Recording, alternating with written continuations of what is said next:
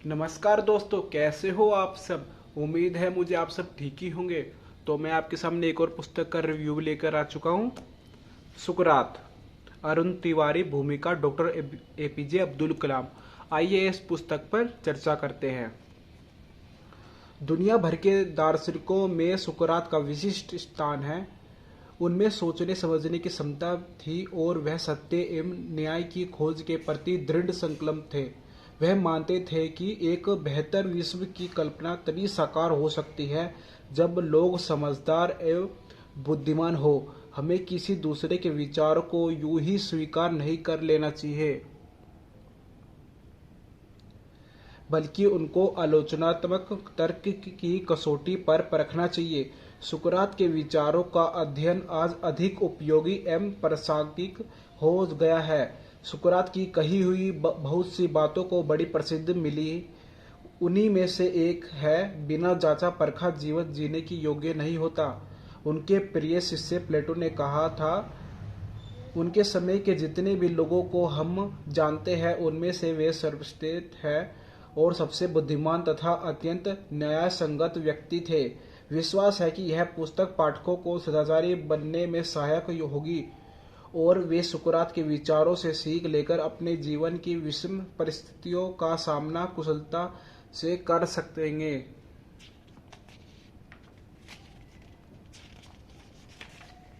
सुकरात, ये सुकरात का चित्र है।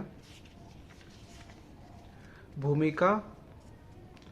सुकरात का जन्म 470 ईस्वी पूर्व एथेंस में हुआ था और उनकी मृत्यु 71 वर्ष की आयु में हुई। जब वह कारागारवास में था, अपनी जवानी में वह कुछ नया करना चाहता था, नए नए विचारों को जन्म देना चाहता था। दाई शब्द का इस्तेमाल वह एक रूपक अलंकार के रूप में करता था, अर्थात वह चाहता था कि विवेचनात्मक प्रश्न पूछने, विचार विमर्श में उलझने उलझाने और नवीन विचारों के शिशु को जन्म देने में दूसरों की मदद करने के उसके तरीके की तुलना दाई कर्म से की जाए। इस तरह वह पुराने विचारों को अस्वीकार कर सत्य के अधिक निकट पहुंचने की चेष्टा करता था। हालांकि सुकरात हर चीज के बारे में सवाल करता था, फिर भी उसका मुख्य रुचि नीतिशास्त्र, विशेषकर ऐसे सवालों में था, सद्गुण क्या है और हम उसका उपयोग एक बेहतर विश्व, एक बेहतर राज्य और उसके नागरिकों के लिए बेहतर जीवन की खोज में किस तरह करते हैं। देखने में सुकरात छोटे कद का था और शरीर से तगड़ा था। उसकी नाक चपटी थी, ऊबड़ खाबड़ दाढ़ी थी और आंखें बाहर को निकली हुई थी, जिन्हें वह मुर्गाबी की तरह अकड़कर चलते हुए घुमाता था।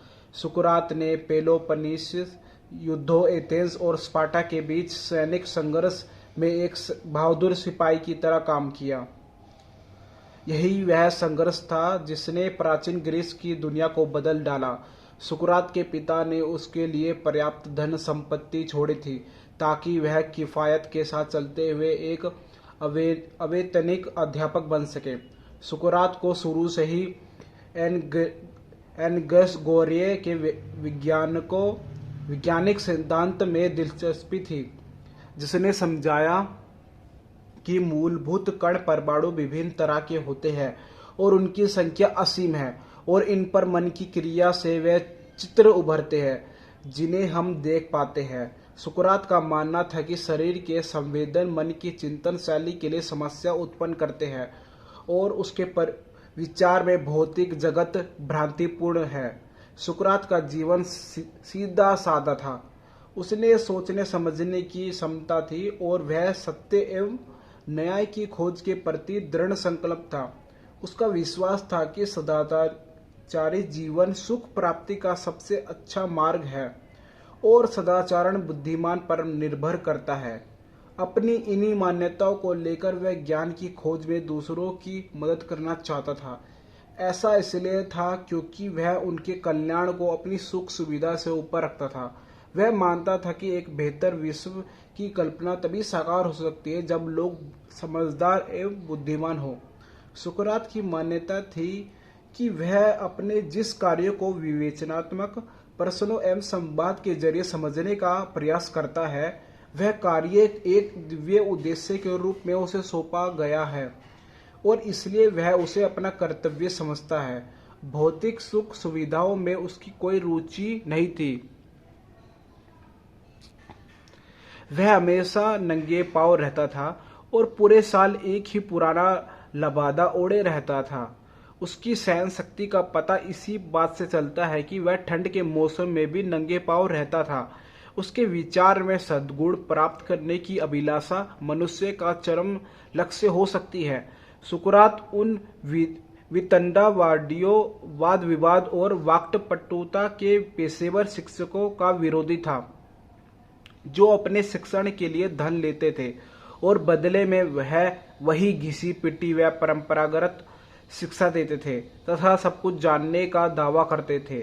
सुकरात का मानना था कि किसी को वे किसी दूसरे के विचारों को यूं ही स्वीकार नहीं कर लेना चाहिए, बल्कि हर विचार को आलोचनात्मक तर्क पर रखना चाहिए। सुकरात कहते, आप जैसे बुद्धिमान व्यक्ति से भेंट होना वास्तव में बहुत ही सुंदर संयोग है, क्योंकि मैं इतना नासमझ हूं कि ज्ञान क्या होता है मुझे कुछ पता नहीं। तथापि एक दो सवाल है जो मैं आपसे पूछना चाहूंगा। फिर वह कुछ गहरे गूढ़ प्रश्न पूछकर उनकी शिक्षा, उनके उपदेशों की असलियत को नंगा कर देता, उन्हें भ्रामक, अनुपयोग या खतरनाक बताता और उन्हें ऐसे लोकप्रिय विचारों की संज्ञा देता जो निर्मूल, निराधार एवं विवेकपूर्ण होते हैं। उसका मानना था कि गलत प्रश्न पूछने वाला या कोई प्रश्न न पूछने वालों के लिए उत्तरों का कोई महत्व नहीं होता। स्पार्टा के युद्ध में एथेंस की पराजय के बाद पुराने लोकतंत्र की जगह शासन की बागडोर निरंकुश नव रूढ़िवादियों और धार्मिक कट्टरपंथियों के हाथों में चली गई। एथेंस के इन राजनीतिक नेताओं को सुकरात की लोकप्रियता राजनीतिक अस्थिरता के समय में उसके अपरंपरागत विचारों और उसके कुछ मित्रों की खुयाती से डर लगता। अपने सिद्धांतों के साथ समझौता करने या कानून की अवज्ञा से इनकार करने पर 31 वर्षीय सुकरात को एथेंस की अदालत में लाया गया। उस पर कुकर्मी होने, युवकों को गलत ढंग से झूठी शिक्षा देने, लालची होने और अपने सीख देने के बदले बड़ी धनराशि वसूलने के आरोपों के साथ साथ नास्तिक होने तथा ग्रीस के देवी देवताओं में विश्वास न करने के आरोप भी लगाए गए। यद्यपि उसे मृत्युदंड दिया गया, फिर भी एथेंस की कानूनी प्रक्रिया के अनुसार वह अपील कर सकता था और संभवतः उसकी सजा कुछ कम भी हो जाती, लेकिन उसने अपील करने से मना कर दिया और दिया गया विष भी पी लिया। सुकरात ने अपने कुछ भी लिखित नहीं छोड़ा, लेकिन उसके चिर परिचित शिष्यों प्लेटो और जोनेफन के कुछ बहुत विस्तार से लिखा और उन्होंने परिकृतियों में न केवल सुकरात द्वारा एथेंस में की गई परिचर्चाओं का व्यवहार वर्णन किया, बल्कि सुकरात के अपने विचारों को भी शामिल किया। प्लेटो के 3 संवादों अपोलोजी, समा, क्रिटो और फेडो तथा जेनोफोन के मेमोरेबल को इस पुस्तक के अध्याय के रूप में सम्मिलित किया गया। सुकरात की हमारे लिए और आज की दुनिया के लिए क्या प्रासंगिक है?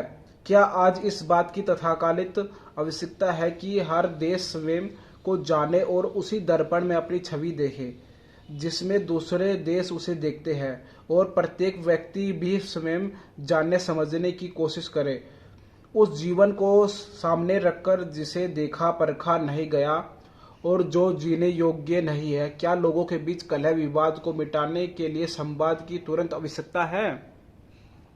सुकरात का सारा चिंतन इस विषय को लेकर था कि व्यक्ति को अपना जीवन किस तरह जीना चाहिए। बाद की शताब्दियों में बुद्धिमत्ता व प्रेम बहुत अधिक सैद्धांतिक अर्थात अव्यावहारिक हो गया और लोगों के दैनिक जीवन की समस्याओं से उतना ही दूर चला गया जितना कि शतरंज का खेल। थोरियो ने बोल्डर में लिखा है, आजकल दर्शनशास्त्र के प्राध्यापक या प्रोफेसर तो है लेकिन दार्शनिक नहीं। इसके आगे वह लिखता है, एक दार्शनिक होने का मतलब है बुद्धिमत्ता से प्रेम करना, यानी उसके निर्देशों के अनुसार जीना, जीवन की कुछ समस्याओं को हल करना, न केवल सैद्धांतिक रूप से बल्कि अव्यावहारिक रूप से भी। सुकरात के विचारों को अध्ययन करना अधिक उपयोगी या सार्थक नहीं होगा यदि कोई अपने अस्तित्व के बारे में उस अध्ययन से कुछ महत्वपूर्ण शिक्षा न ले सके। दर्शनशास्त्र के अध्ययन से लोगों के जीवन में कुछ परिवर्तन आना चाहिए। यदि कोई जानना चाहता है कि मनुष्य के लिए क्या अच्छा है एवं सुख की प्राप्ति कैसी होगी, और यह भी कि जीने का तरीका क्या है तथा क्या हासिल करने का प्रयास करना चाहिए, तो उसे मानव स्वभाव, मानव की सच्ची प्रकृति को समझने की कोशिश करनी चाहिए। और यदि ऐसा नहीं करते हैं, मनुष्य के लिए क्या अच्छा है यह कभी जानने की कोशिश नहीं करते हैं, तो वह जीवन ऐसा ही होगा जैसे कुछ पाने के प्रयास में तो लगे रहना, लेकिन कभी सुख तक ना पहुंच पाना। सुकरात की कही हुई बहुत सी बातों की बड़ी प्रसिद्ध मिली है। उन्हीं में से एक वाक्य इस प्रकार है, बिना जांचा परखा जीवन जीने योग्य नहीं है। मैं वर्ष 2007 में जब एथेंस के दौरे पर गया, अरुण को इस पुस्तक की जानकारी दी। वह मेरे साथ नहीं रह जा सका था, लेकिन बाद में वह एथेंस गया। वह उस व्यक्ति के दर्शन, उच्च ज्ञान का ठीक अर्थ निकाल सका जिसके बारे में प्लेटो ने कहा था।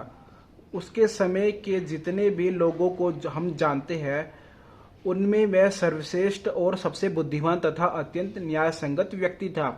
मुझे आशा है कि यह पुस्तक पाठकों को सदाचारी बनने में सहायक होगी और वे सुकरात के विचारों से सीख लेकर अपने जीवन की परिस्थितियों को सामना कर सकेंगे तथा उसकी दृष्टि से अनुत्पादक एवं प्रेरणा विहीन जीवन में कुछ उद्देश्य तलाश कर सकेंगे।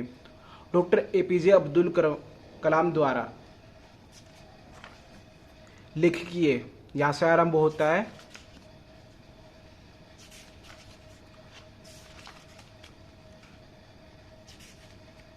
ये विषय सूची ये दी गई है यहाँ पर। हलचल भरे जीवन का देश, सफरी शिक्षक, सत्य की खोज, सच्चरित्रता क्या है, परिचित्र जीवन, व्यक्ति और राज्य, सद्गुण का आधार, आत्मा की अमरता, सुकरात की प्रासंगिकता, समायाचना। सुकरात एक ग्रीक फिलोसफर थे और वो काफी उच्च कोटि थे। उनका सिद्धांत था कि वो किसी भी बातों को नहीं मानते थे, बल्कि उनको तर्क पे उतारते थे।